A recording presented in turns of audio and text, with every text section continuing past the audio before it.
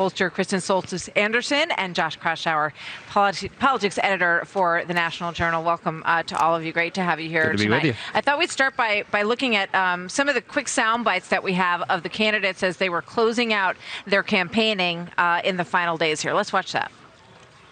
It feels great out there. I don't even know what time it is. More and more people coming up saying, I have been a Republican my whole life. I'm changing parties. I'm caucusing for you. Our number one job is to beat Donald Trump.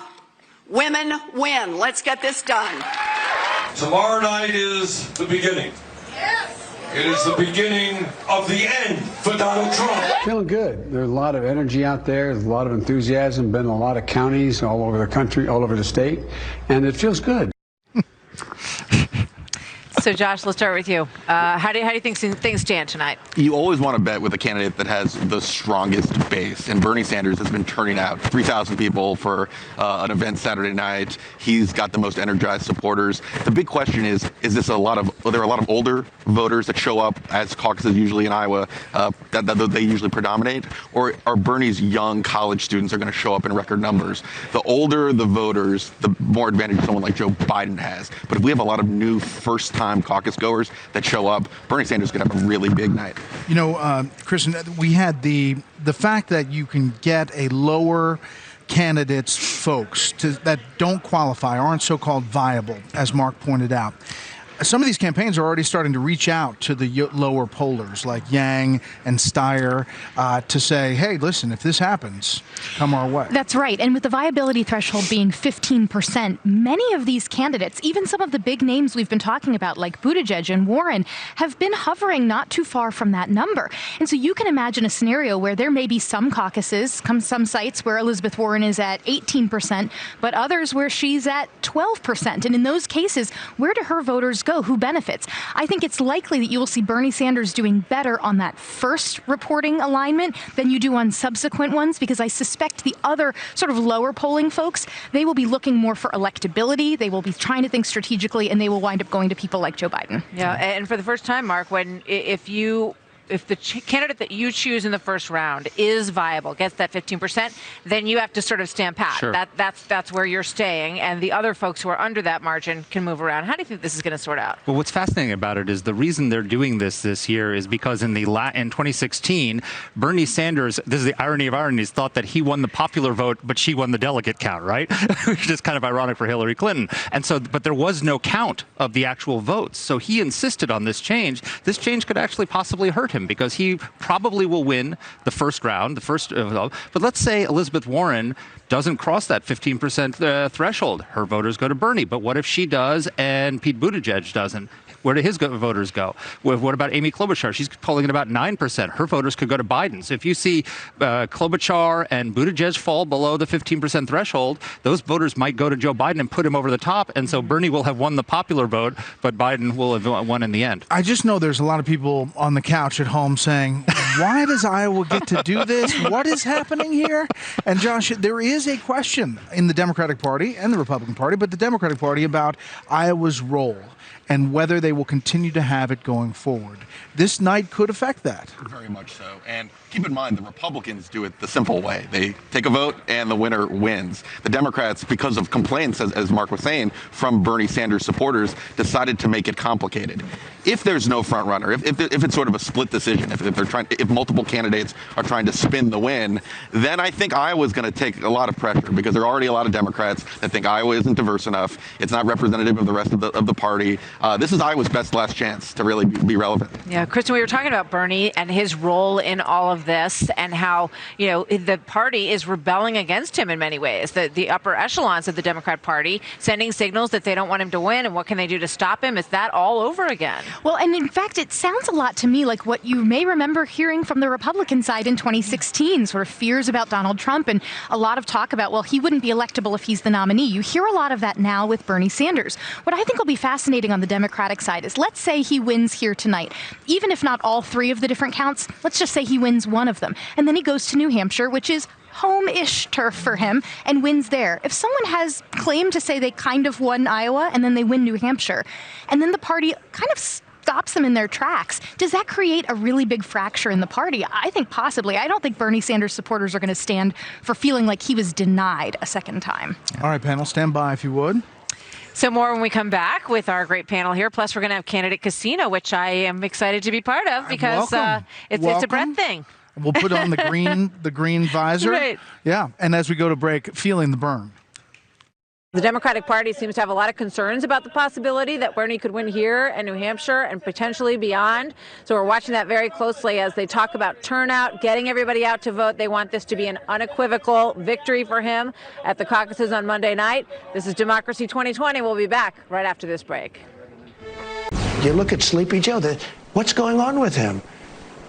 He's having a hard time. You look at Bernie. I call him Crazy Bernie. I think of communism when I think of Bernie. Because you mentioned now Elizabeth Warren. She's not true to it. I call her fairy tale. Because everything's a fairy tale. That's how Pocahontas got started. I would love to run against Bloomberg. I would love it. Okay, so there's the president's take on some of the candidates that are hoping to do well tonight in Iowa. We're back with our panel. Mark, you want to begin? Yeah, so I think what I'm watching for tonight is we know that the first or second is probably going to be Biden or Sanders. I'm looking at the race for third. If you remember in 2016, coming out of the Republican primary, the big story was Marco Rubio coming in third until Chris Christie tore him apart in the debate and ended all that. The Democratic establishment is rooting for Elizabeth Warren to come in third over Buttigieg because they want to keep her alive and in the race because she's the Sanders killer. Together, they decimate Joe Biden. In Iowa, their combined vote is 40% to Biden's 25%. In New Hampshire, it's 41 to Biden's 17-15. Even in South Carolina, which is his blue wall, they're together 28% to 31%, which is within striking distance. So they need her not to die in Iowa and in New Hampshire, or else Bernie takes off, consolidates the progressive vote. So I think the establishment's rooting for Warren. You know, both of us talked to a lot of voters, caucus goers, over the past couple of days, and I'm sure you all have too, but impeachment, not even on their radar, Kristen. I mean, I'm not even talking, some of them are not even watching any of it. No, because for the most part, impeachment is something that it's a Rorschach test. You either like the president or you don't, and how you feel about the president tells you how you're going to feel about impeachment for the most part. Voters these days, and this is not just Democratic voters, this is all kinds of voters. Healthcare is an issue they care a ton about. Issues like climate change and the environment, issues like the economy, issues like national security, they are all so much higher up the list than something like impeachment. And that's what every time impeachment came up in a Democratic debate, you'll notice that the candidates all tried to kind of dodge and get around it, because they wanted to get back to talking about the issues that voters are going to be making their minds up about. But Josh, one of the interesting things on that list of issues is that healthcare and climate change, but economy is low on the list, which tells me that people feel like things are going pretty well. Even a lot of Democrats like the way the economy is going under the president. Maybe they wouldn't admit it publicly, but voter perception, even among Democrats, is relatively high given our partisan times. The one issue that Democrats do talk about when I interview them at these campaign events, they want to beat Trump. And every voter tries to play pundit. They are obsessed with trying to figure out and game out the system to see who matches up best against the president. I think Joe Biden led in that category, but he sort of, in the final couple weeks, he stumbled down the stretch. And then there was a little bit of worry in the Biden camp of whether he can close on that electability argument, because that's what they're all talking about. So the reason we came up with Candidate Casino was to force pundits to, put a bet on the table. You have $100 in chips. So we're going to go to, there it is. There we go. Candidate Casino, place your bets. $100. First, we'll do the Iowa version. Mm-hmm. The Iowa version of Candidate Casino, $100. Here we go. $80 on Sanders and $20 on Biden. But if I win, do I get like $300 next time? I should have like more and more money as I go, right? Maybe you really should. Pay you should out. be able to up the ante. All right, Iowa Casino. Here we go, Chris. I put $40 on Bernie, $20 on Biden, $20 on Buttigieg, and $20 on Warren. I still put a little more money on the field versus Bernie, just because so much depends on do young people turn out tonight. I'm hedging more than Marc is, but 45 on Sanders. I think he's going to get the popular vote tonight. I have 30 on Biden. Buttigieg could be the surprise. I have $20 on him. Only 5 on Elizabeth Warren. So we talked earlier about that third place person, and I also think that's going to be one of the most interesting questions tonight, because that person's going to be able to say, watch out for me as we head into New Hampshire. Why don't tell me who you think that third place person should be tonight? Oh God, should be or will be? Well, I mean, who do you think?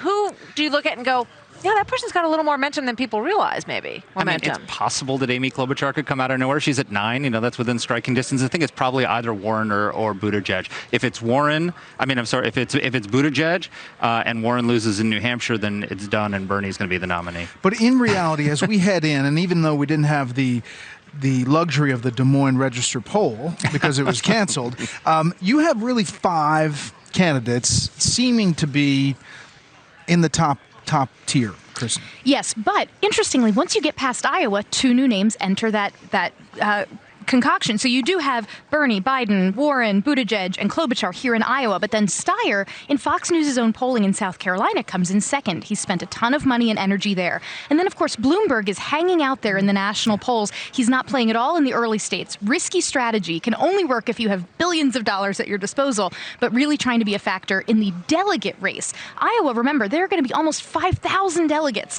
collected over the course of this whole contest. Iowa gives out, I believe it's around 41. It's not that many. So Bloomberg is playing the long game for the delegate collection. So I think even though we've got 5 names we're talking about here tonight, add 2 more of those once we get past Quickly, Iowa. Josh. Yeah, I'm looking at who gets knocked out. Which of does a moderate or a liberal get knocked out? Because if Elizabeth Warren does well and someone like Klobuchar gets knocked out, that helps Biden. If Warren gets knocked out, that actually helps Bernie Sanders, consolidates the progressive land. It'll be fun to That's watch, why we panel. play. Thank you. That's why we play the game. That's right. So hour 1 of our special Iowa caucus coverage is in the books. We will be back with our second hour. Special Democracy 2020 coverage of the Iowa caucuses after a quick break.